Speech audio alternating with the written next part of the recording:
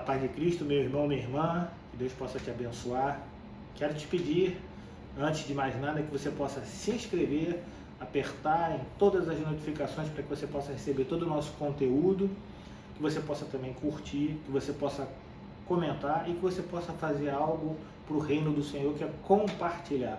Compartilhe esse vídeo que está por vir, não deixe de semear na vida das pessoas. Muita gente necessita ouvir a palavra de Deus.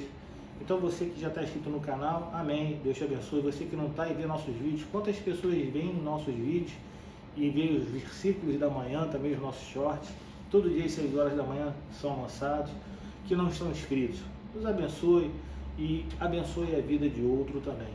Amém? Que Deus possa te abençoar rica e abundantemente. Pode rodar a vinheta em nome de Jesus. Deus abençoe.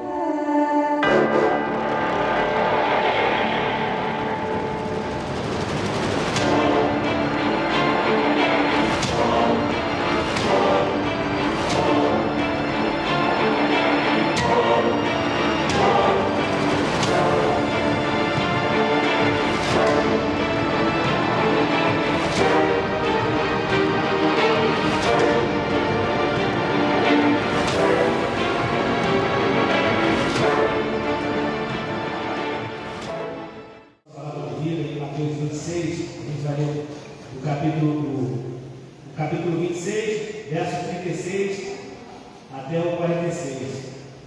Mateus 26, capítulo 26, a gente vai começar a ver, as crianças já estão subindo, graças a Deus.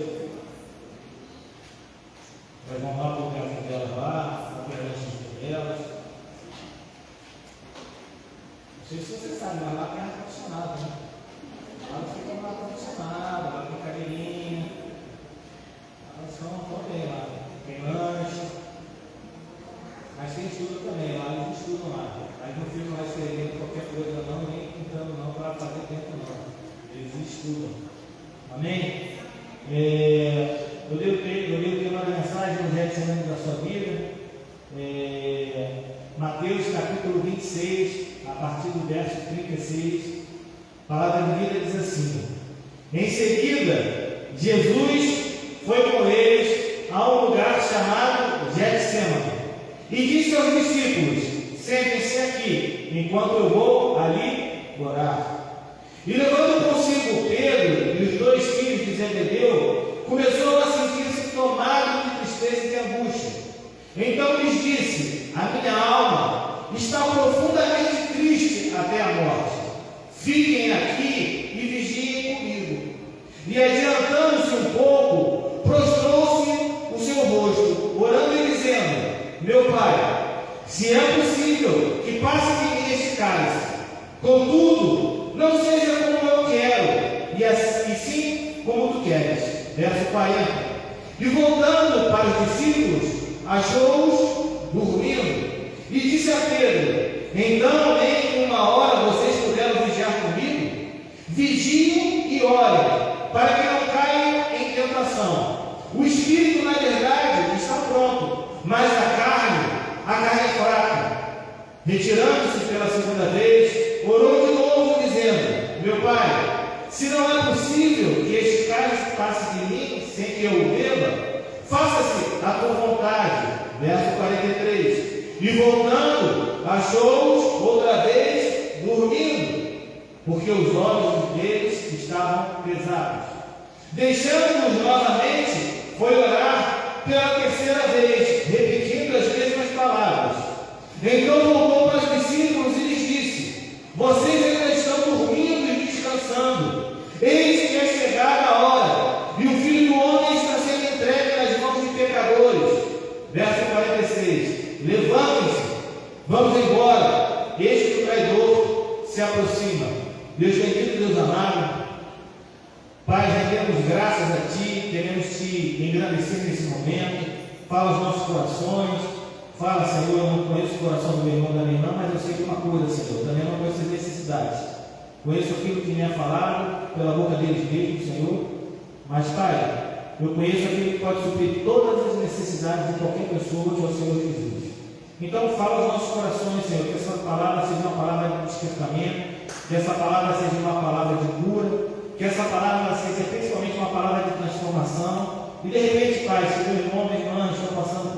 necessidade, por uma dificuldade nesse momento, que seja também uma palavra de conforto, Pai. Pai, em nome de Jesus, que o Senhor possa usar a minha vida, que eu possa realmente ser esvaziado de mim totalmente, Senhor, para que eu seja apenas um canal, Senhor, onde a Sua palavra possa ser ministrada, que eu seja apenas um carteiro, Senhor, entregue a mensagem que Tu tens para o Teu povo, Senhor. Fala ao coração do meu irmão e da minha irmã nesse momento. É a oração que faço em nome de Cristo, todos digam amém e amém. Podeis assentar. Você já deve ter visto, ou pelo menos alguém deve ter te contado. Pode ser que você tenha ouvido isso ao adentrar de repente em algum tempo o Evangelho. Tem até teologia que se aproxima daquilo que eu estou falando.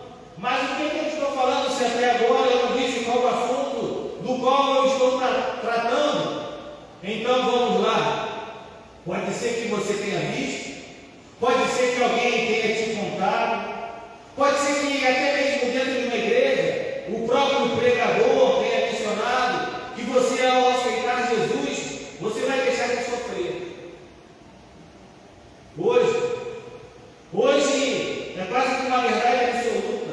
Grande parte das igrejas propagaram essa palavra. E essa palavra é uma verdadeira e pura mentira. Por conta dessa verdadeira mentira, muitas pessoas têm desencadeado dramas internos em suas vidas, dramas de cunho psicológico, colocam a culpa em si mesmo do que tem passado. É dor, é frustração, é desemprego, é acidente, é perda.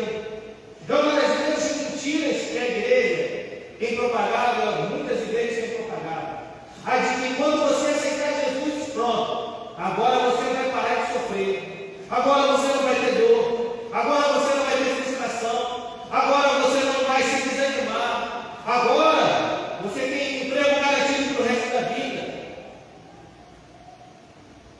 E pessoas têm colocado a culpa em si mesmas, porque se elas pensam que se aceitaram Jesus não devem sofrer, então elas pensam que são elas próprias que têm gerado e produzido dor, frustração, desemprego em suas almas. Pessoas passando por dramas psicológicos profundos. Às vezes a pessoa está na igreja, está arrumadinha, está cheirosinha, ela parece que está bem, está sorrindo, está dando a paz do Senhor, mas lá dentro, no profundo do seu coração, há uma grande dor, há um grande buraco, há um vazio tremendo, uma frustração tremenda. Acontece que a verdade ela é simples, o Evangelho também é simples. O problema está no ser humano, que distorce de maneira equivocada, ou até com propósito mesmo, por simples ignorância, que o sofrimento já fez, faz ou fará da parte da existência humana, enquanto o cristão também. E a verdade é que o cristão sofre também, meu irmão. A gente sofre também. A gente tem dor, a gente tem frustração, a gente se acidenta, a gente fica desempregado.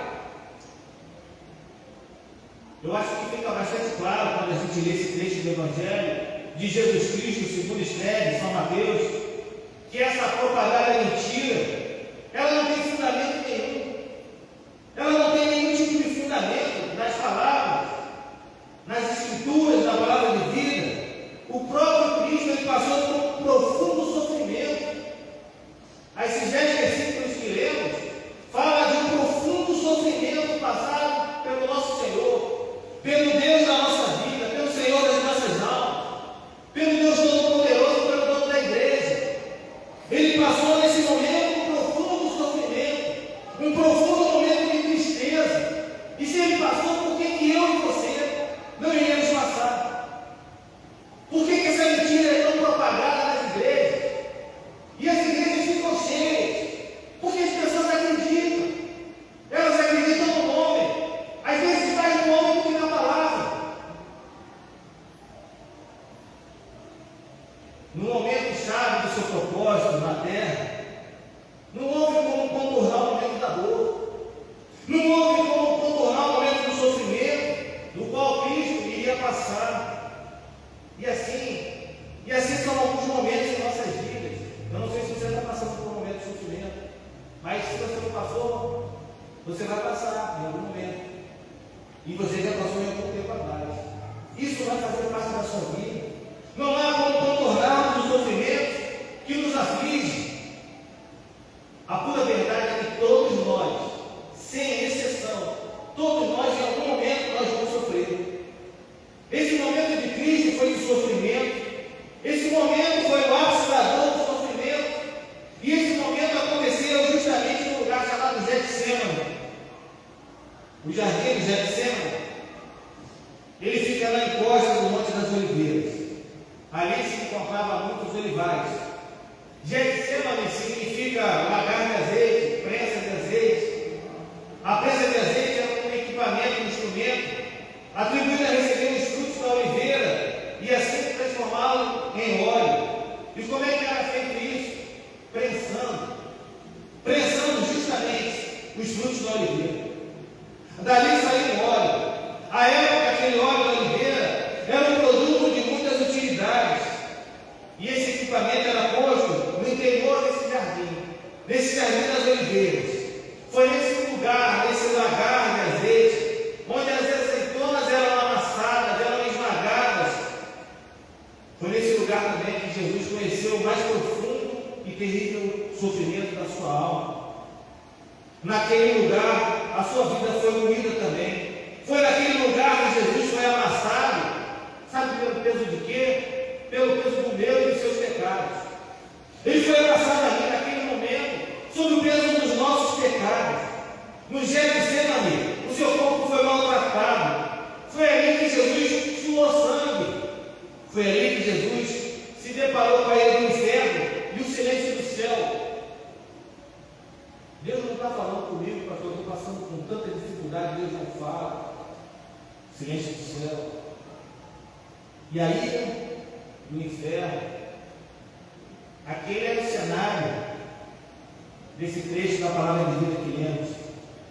Mas antes do sofrimento de Jesus, mesmo sabendo do que estava por vir, simplesmente porque Ele é Deus e Deus sabe todas as coisas, naquela noite Jesus ele teve momentos de alegria e de contentamento. Então, a qualquer momento, meu irmão, pode acontecer sofrimento. Porque um pouquinho antes ele estava alegre. Ele estava num momento de contentamento. Na realidade, o sofrimento ele não avisa quando ele vem. Ele não manda carta, não. Ele não manda mensagem de texto usar para você, não. Olha, eu vou aparecer tal hora, tal dia. Ele aparece pronto. E os 4 evangelhos eles escrevem no prefácio dessa história. A palavra de vida diz que no começo da noite estava Jesus com os 12 apóstolos, celebrando que é a Páscoa. E aí ele faz naquele momento, ele aproveita aquele momento. E ele ensina aqueles 12 homens a humildade. Ele lava os pés daqueles 12 homens. Mesmo sabendo do sofrimento que ele ia passar, ele ensina ainda a humildade daqueles homens. Ele não fica murmurando, ele não fica reclamando, mesmo sabendo que ia passar por um sofrimento. Ele naquela noite, mesmo no momento da ceia, da Páscoa, ele diz o traidor. E o traidor sai do breu daquela noite para o trair. Ali mesmo na ceia, ele dá uma nova ordenança, um novo mandamento. Ali mesmo ele alerta Pedro, que ainda naquela noite, Pedro, antes que o galo cantasse, ele negaria Cristo por 3 vezes. Ele mesmo sabendo o que estava para acontecer, desconsola naquele momento. Não se turbe o vosso coração. Foi nesse momento que foram proferidas essas palavras de João 14. Judas, o traidor, ele sai na noite escura, sai para onde estavam reunidos que tramavam de forma serena o plano da armadilha fatal contra Jesus. E o sinédrio era um lugar dessa plana diabólica. Pessoas eram compradas por prata, e tudo na quietude da noite, tudo no silêncio da noite. Ali no cenáculo onde Jesus estava ceando, saem os outros 11, pois Judas já não tinha retornado ao local. Naquele momento a comunhão havia cessado.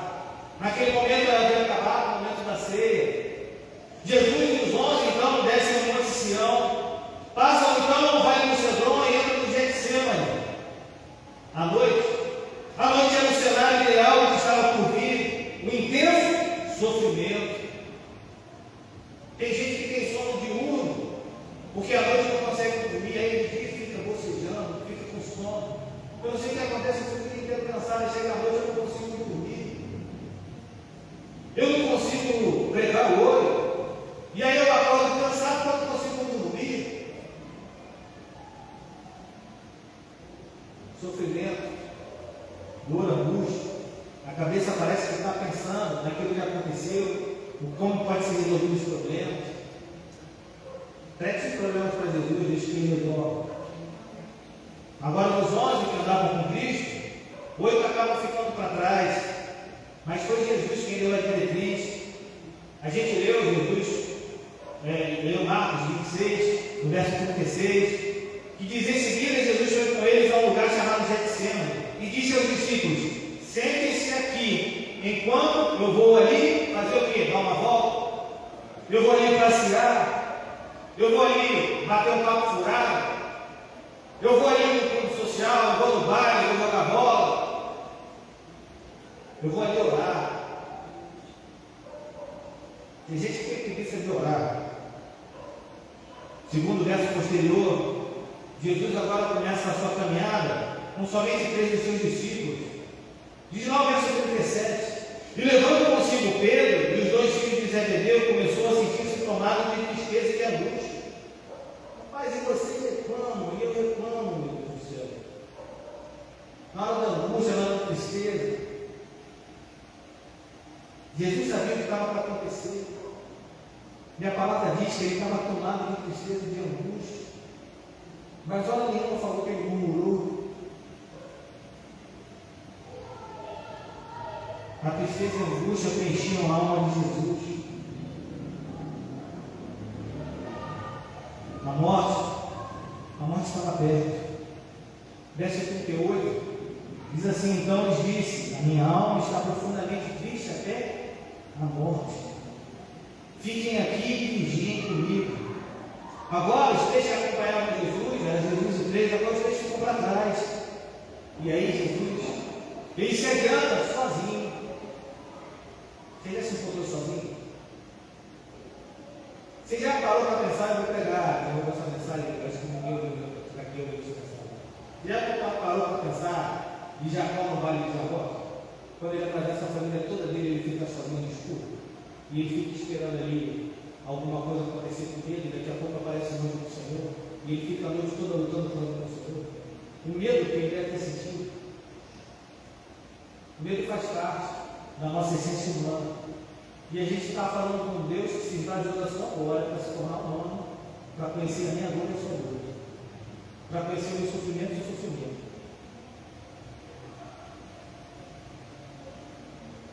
Então, Jesus sozinho tem um dos gestos mais ricos, mais emblemáticos, mais expressivos da sua jornada na terra, e um dos momentos mais bonitos que tem, que eu considero pelo menos da palavra de vida. Agora, o dono e rei dos céus e da terra, ele se ajoelha. Ele se ajoelha. O dono e o rei do universo, ele se ajoelha. O Deus que se esvaziou da sua glória para nos salvar, ele se ajoelha. E tem gente pregando que... Deixa eu falar. Ele prostra o seu rosto na terra. O dono e rei de todas as coisas, ele se humilha naquele momento. O que ocorre naquele momento é uma grande guerra, uma verdadeira guerra, onde o suor se tornou sangue. Até que o traidor, ele chega com a sua corda de conspiradores, se aproxima, e Cristo se entrega voluntariamente. Mas o tempo do sofrimento, a gente lê esse texto aqui, também é um tempo de ensinamento. É um tempo que a gente tem que aprender. Então, tendo esse texto como parâmetro, eu vou até aqui a 4 apenas, 4 ensinamentos, a gente pode tirar vários, mas eu vou me até 4 ensinamentos que a gente pode extrair desse tempo do sofrimento. O primeiro ensinamento é que no tempo do sofrimento, a gente passa por uma intensa infelicidade, uma intensa tristeza. Diz lá, Mateus 26, 38, então lhes disse: a minha alma está profundamente triste até a morte, fiquem aqui e vigiem comigo. nas nossas vidas, na minha e na sua, a gente vai ter sofrimento no Getsemane, no meio do jardim. No meio do jardim a gente vai sofrer. Se Jesus teve seu momento, seu tempo de sofrimento no Getsemane, nós, eu e você também vamos ter. A caminhada de fé, de vida cristã, é uma caminhada regada, sabe de quê? De lágrimas. Hora de alegria, hora de tristeza, mas sempre lágrimas. Sempre lágrimas, de alegria e tristeza. A alegria vem do nosso Deus que está nos céus, e onde um dia eu espero que nós todos estaremos lá, e estejamos lá. Mas aqui na terra a gente vai ter tempo em que a nossa companhia vai ser a tristeza. Aqui a gente vai passar por vale de dor, por deserto, tempestade tenebrosa, mar revolto, vento contrário. Veja bem, Jesus ele não teve apenas uma tristeza em sua vida terrena. Não foi só esse momento não. Mas os Getsêmanes na vida de Jesus foi uma constante. Foi uma constante. A palavra de Bíblia diz que Jesus ele ficou triste e chorou pela morte do seu amigo Lázaro. Momento triste quando a gente perde um amigo. Nós já perdemos alguém querido em nossa caminhada. Em algum momento a gente perdeu alguém. Mas Jesus também ficou triste e chorou por Jerusalém, de lá Lucas 19. Ele chora por causa de uma cidade. E qual era o motivo? O motivo era simples. Jerusalém matava os profetas de Deus e apedrejava aqueles que haviam sido enviados para falar dele. Jesus então chora. De repente você deve se entristecer também por alguém que ama se recusar a crer em Jesus. Tem gente que ama se recusar a crer em Jesus. No Getsemane, Jesus declara: a minha alma está profundamente triste até a morte. Será que por saber de tudo que iria acontecer, Jesus estava triste porque Judas se aproximava daquela corda assassina? Porque Pedro o negaria? Porque ele sabia que ia ser condenado pelo Sinédrio? Porque ele sabia que Pilatos ia o sentenciar? Sabia que o povo ia gritar, crucificam? Sabia que o povo escolheria Barrabás ou condenaria? Sabia que seria açoitado, cuspido e humilhado pelos soldados romanos? Sabia que os seus discípulos o abandonariam na hora da morte? Não. Nada disso foi o motivo da tristeza de Jesus no Getsemane. A tristeza de Jesus vinha da certeza de que naquele momento a sua imaculada alma estava padecendo com toda a carga dos nossos pecados. Essa era a tristeza de Jesus. Foi naquele momento e lugar que Jesus foi feito pecado e maldição. Ali Jesus clamou: Deus meu, por que me desamparaste? O sol escondeu o rosto de Jesus, as trevas cobriram a terra, Jesus foi transpassado, moído, na cruz desceu ao Hades. Ali ele, a tristeza, tomou conta, porque ele ingeriu de forma solitária o cálice da ira de Deus. Foi naquele momento, o silêncio de Deus, o preço da nossa redenção, o sofrimento, o sangramento e a morte foi de forma solitária. Você tem encarado com a tristeza também, com a infelicidade, sua Getsemane? Faz parte da sua vida. Segundo o ensinamento que eu tiro, está no verso 39, diz que o tempo do sofrimento é um tempo de isolamento. Verso 39 diz: adiantando-se um pouco, prostrou-se sobre o seu rosto, orando e dizendo: meu Pai, se é possível, que passe de mim esse cálice. Contudo, não seja como eu quero, sim como tu queres. Na caminhada da nossa vida, a gente vai ter o Getsemane. Em grande parte dela, e em grande parte desse tempo de sofrimento, a gente vai fazer isso sozinho. A gente vai fazer sozinho. Quantas vezes você tem chorado em casa sozinho? Quantas vezes seu coração ficou angustiado à noite, você sozinho?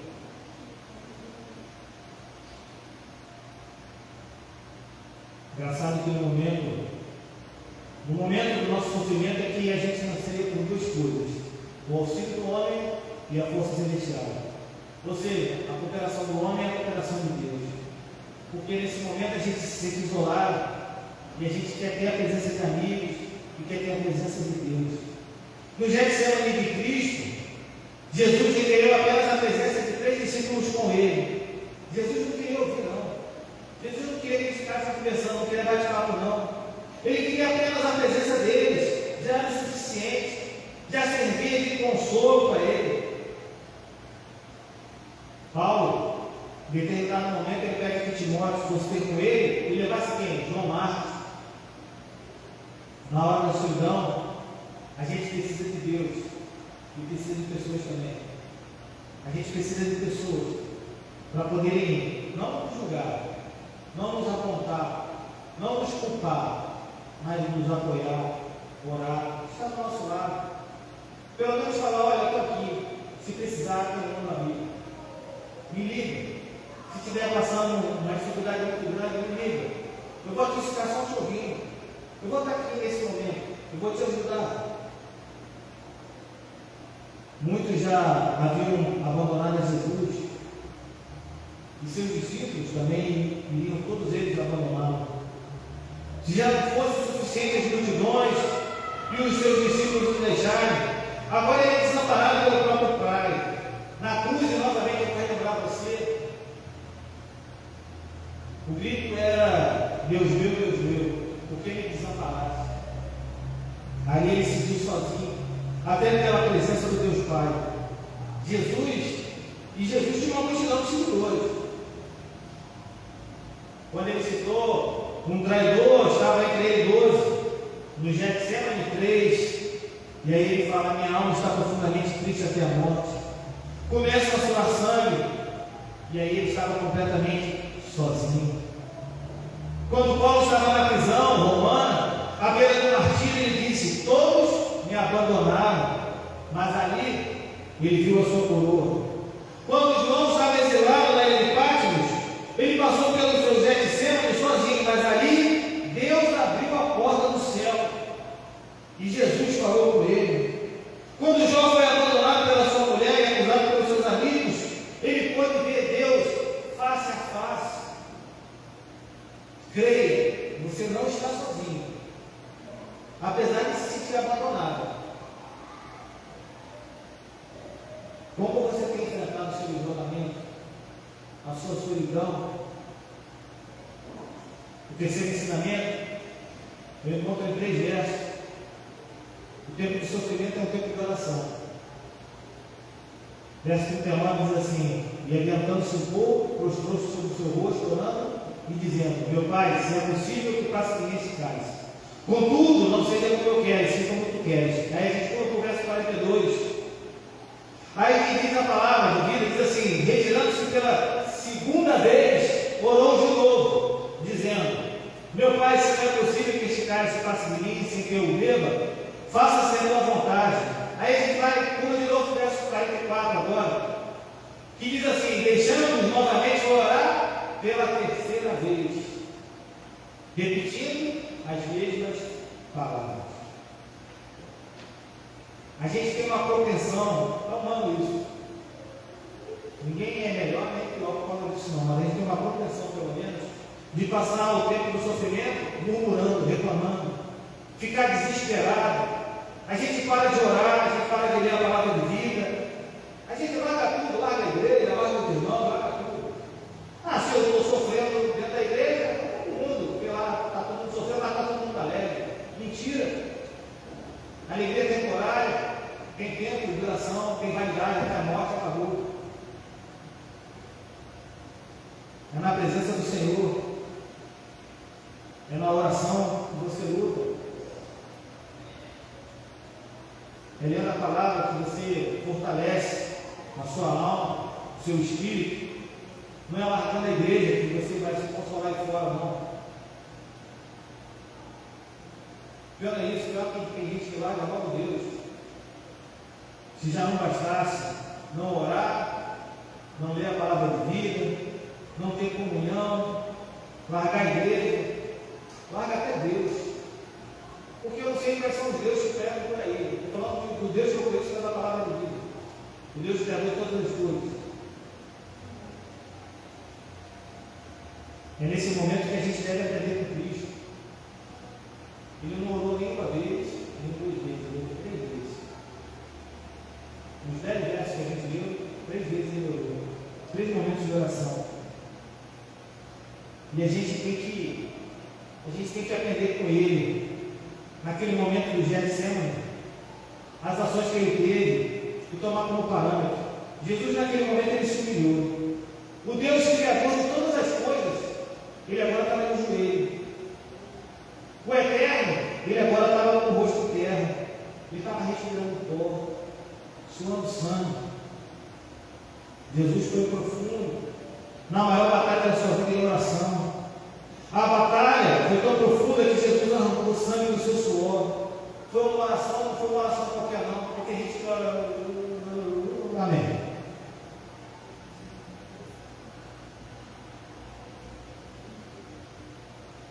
Uma oração de batalha. A agonia fez parte dessa batalha. Lembra quando Ana estava orando? Queria ter um filho? Ela cadê?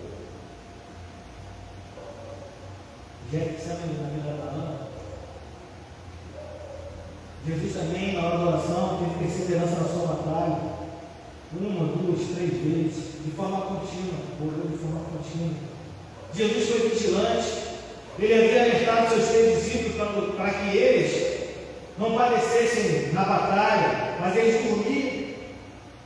Eles não sabiam nem responder a Jesus, porque os olhos deles estavam carregados de sono, cansados. Olhos cansados, corações vazios de oração. Jesus, naquele momento, ele foi submisso. Ele foi submisso à vontade de Deus, ao plano de Deus. E por conta disso, e porque orou, ele teve coragem para enfrentar aquela coisa de assassino. Ele teve coragem para enfrentar a prisão, os açoites, a cruz, a morte. A oração lhe dá força por isso. Não é para ser extirpado do sofrimento, não. É para dar força para você continuar perseverando e batalhando contra aquele sofrimento. Porque você vai passar por ele, você não vai ficar ele. Isso é promessa de Cristo. Que a gente vai passar por aflições, a gente não vai ficar aqui. Agora, como é que você passa? Sem oração? Sem oração, você pode correr ciclos. A maioria de nós, no tempo do sofrimento, se atormenta. Mas Cristo caiu de joelhos, orou e na oração ele prevaleceu.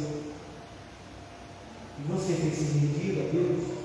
Tem se colocado de joelhos, francamente, dizendo: eu me rendo, Senhor, se eu feito a tua vontade, Senhor? Marcos 14:36 diz que Jesus começou a sua oração dizendo: Abba, Pai. Abba, Pai é a palavra que uma criança usava para se dirigir a seu pai, ao seu pequeno pai. Jesus se dirige a Deus sabendo que ele é pai. Porque todo pai, para o filho, ele é digno de toda a confiança. Pai sempre tem crédito. Eu não sei se você reparou, mas pai sempre tem crédito. O que nos livra da tentação é saber que no tempo do sofrimento, Deus é bom e Ele é nosso Pai. Quarto e último ensinamento: o tempo do sofrimento também é um tempo de conforto. Na mesma passagem, lá em Lucas 22:43, diz assim: então lhe apareceu um anjo do céu que o confortava. Deus ele nos conforta, nos dando o livramento da prova. Ou ele nos dá força para a gente vencer as provações. Paulo também orou 3 vezes, pedindo a cura do espinho na carne, mas Deus lhe disse: a minha graça te basta, pois o meu poder se aperfeiçoa na fraqueza. E tem gente falando que você não vai sofrer.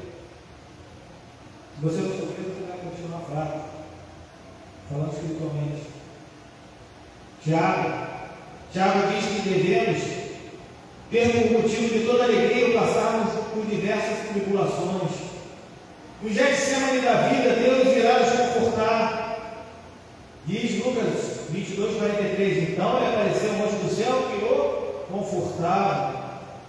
Jesus nos encontrou pelo conforto dos seus discípulos, porque a vigília do amparo agora tinha se transformado, se alterado no sono da fuga.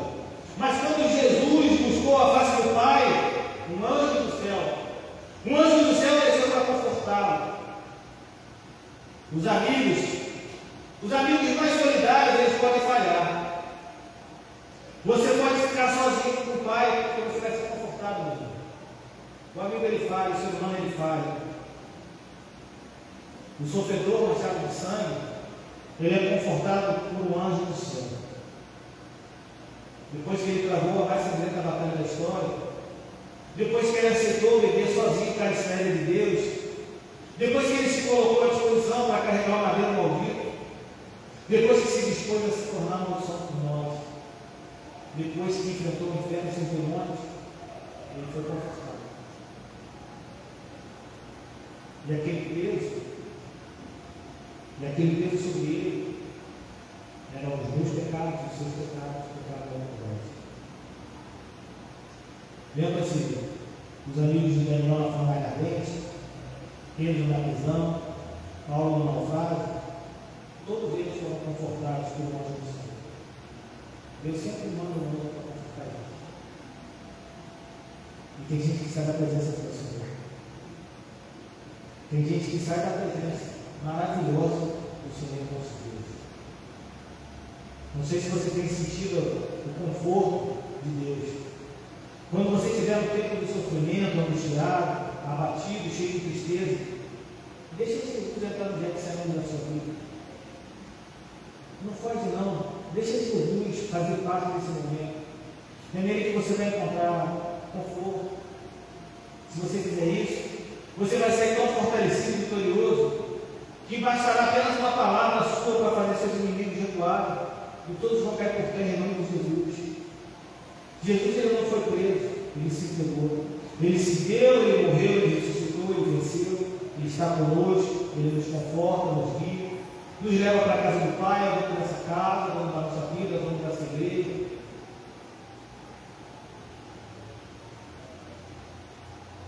Então, no tempo do sofrimento, tire esses ensinamentos para a sua vida. Tire esses ensinamentos para você poder passar por ele. Não reclama não, não murmura não.